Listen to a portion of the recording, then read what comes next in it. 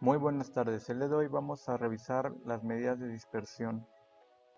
Tenemos que comenzar con el hecho de que siempre existirá variación en nuestros resultados, ya sea procesos industriales o determinaciones biológicas, siempre existirá una variación y esta se clasifica de dos tipos. Una es la sistemática, que puede deberse a condiciones de la toma de la muestra o a la toma de los datos. Otra causa puede ser la falta de calibración de los equipos, no tener un control adecuado de calidad. Otra razón puede ser el analista, cuando hay diferentes turnos, turno de la mañana, de la tarde, de la noche, puede ser una fuente de variación sistemática importante. Y otra, por supuesto, es la caducidad de nuestros insumos, nuestros reactivos. El otro tipo es la aleatoria. De esa no nos podemos librar. Es la variación normal que se da en una técnica, en un instrumento. De manera general se acepta no más de un 5% de este tipo de variación. Si hay más de 5% ya es más seguro que sea de tipo sistemática y no aleatoria.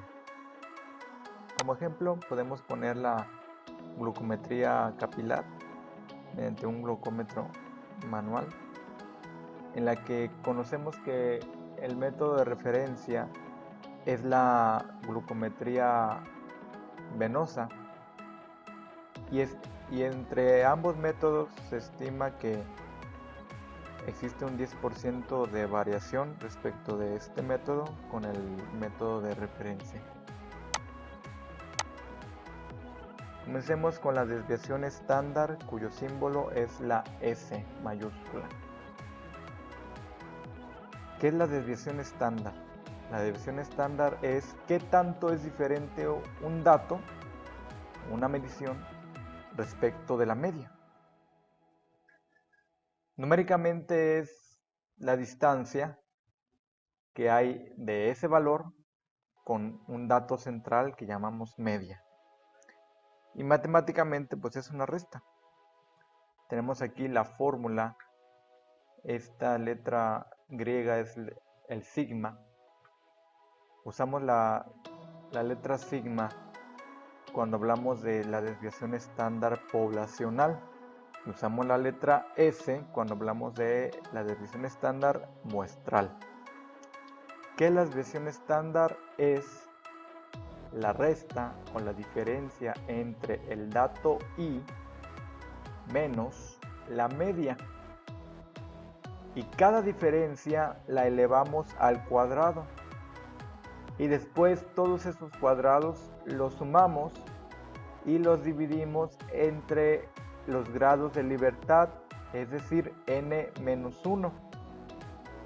Y posteriormente se hace una raíz cuadrada de esta operación. Pongamos un ejemplo. Tenemos 120 miligramos por decilitro de glucosa. Esto es en una misma muestra. La media es de 104.8. Ok, primero que tenemos que hacer la resta del dato I, es decir, 120 menos la media. Ok, ya lo hicimos. Este lo dejamos en blanco intencionalmente, pero su valor es de 0.2. 105 menos 104 es de 0.2. Si hiciéramos la sumatoria así, sin elevarlo al cuadrado, si hiciéramos la sumatoria, nos daría 0. Y una operación matemática cuyo valor es 0, pues es indeterminada. Por lo tanto, convenientemente, pues lo elevamos al cuadrado, esa diferencia, para que la sumatoria no nos dé 0. Hacemos la operación matemática, tenemos que la sumatoria del cuadrado de las diferencias es 314.8 entre los grados de libertad n-1 y esto es igual a 8.8. su raíz cuadrada de esta división es igual a 8.8. Esto en una distribución lo observaríamos en el ancho de la curva. Entre más grande es la desviación estándar, pues más ancha es la curva. Aquí en este GIF vemos que entre más crecen los grados de libertad, es decir, entre más grande es la muestra, la distribución se acerca más a la distribución poblacional. Esto es lógico porque es como si analizáramos toda la población, cuando nos vamos acercando, cuando el tamaño de muestra es más grande. Sin embargo, una de las ventajas de los usos del tamaño muestral o del cálculo de una muestra es no gastar tanto recurso en analizar todo si podemos sacar una muestra representativa y obtener las mismas conclusiones que si gastáramos muchísimo recurso en analizar todo. Ok, ya que hablamos de la distribución normal, pues hay que conocerla un poquito más. La distribución normal es una función matemática en la que si nosotros graficamos, si nosotros hacemos un histograma con nuestros datos, obtendríamos más o menos una figura así. Es una campana de Gauss, en el que el centro está indicado por la media. Esto es, por supuesto, en una distribución paramétrica, una distribución normal. Y en el que el eje de las X será las desviaciones estándar. Y recuerden que la desviación estándar es la diferencia respecto de la media. ¿Por qué es 0? Porque la media menos la media, pues es 0. Y ahora es la media más una desviación estándar y menos una desviación estándar. En este rango encontramos al 68.3%, para ser exactos, de los datos. Y en más menos 2 desviaciones estándar, en este rango encontramos 95.4% de los datos. Y aquí se responde la pregunta: ¿qué porcentaje de datos se encuentra a más o menos 2 desviaciones estándar? 95.4.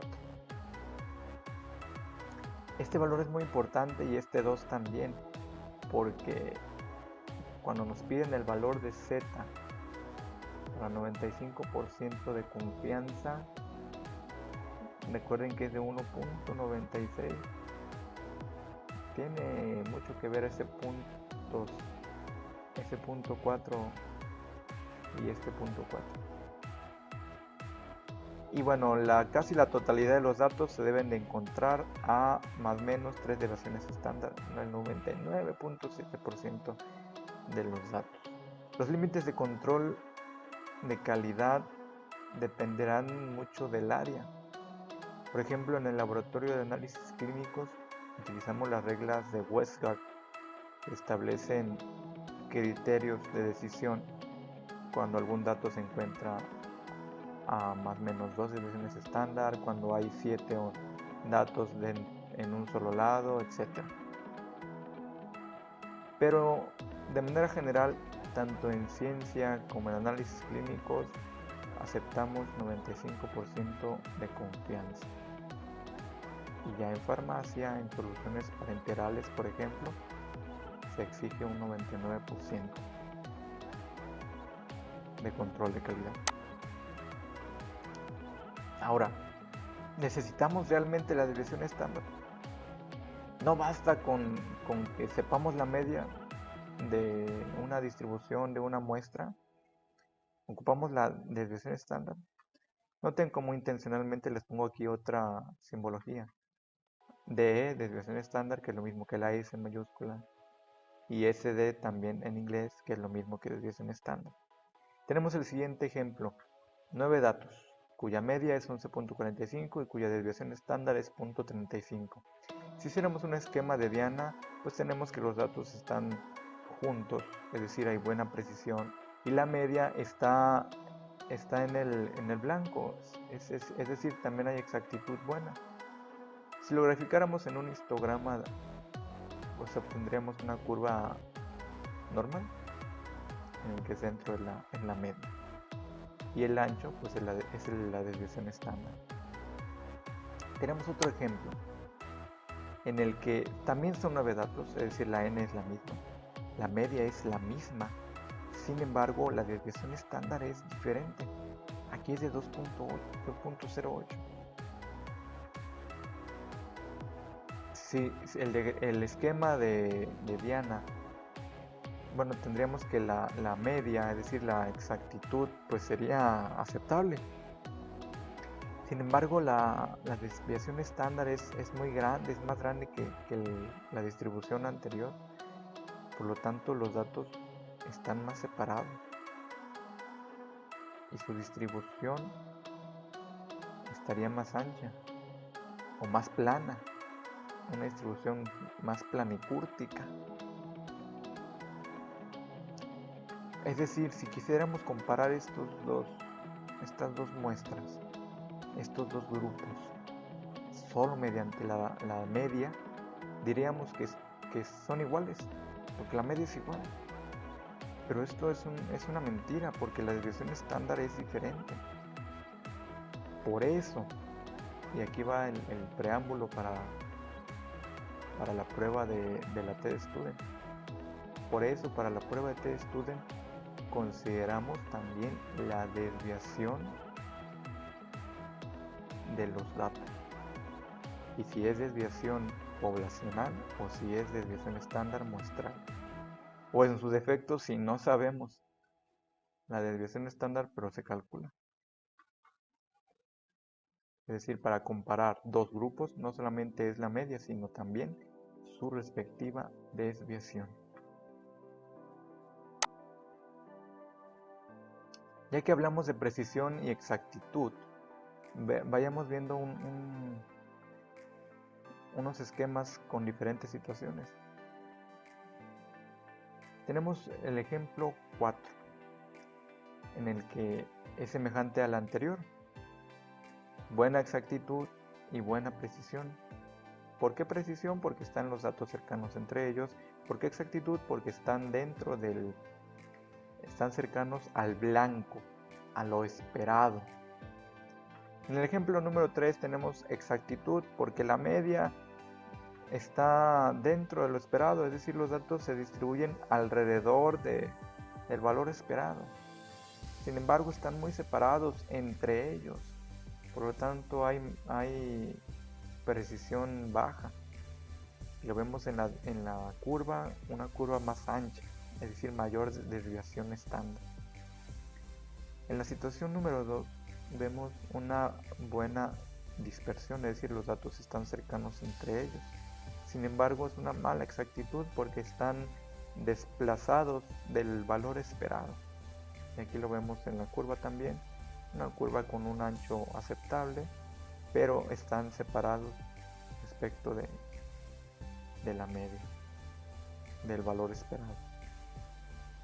Y en la situación 1, pues no hay ni precisión ni exactitud, y vemos que la distribución ni siquiera es gaussiana, ni siquiera es una curva, sino que ya es cuadrada. Esto ya nos habla de una distribución no paramétrica.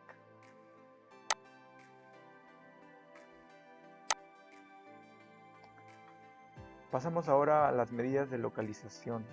Hablamos de cuartiles y percentiles principalmente, la mediana. Sin embargo, también la media, aunque es una medida de tendencia central, también es una medida de localización. Y vemos aquí un breve ejemplo sencillo. Tenemos 5 distribuciones diferentes.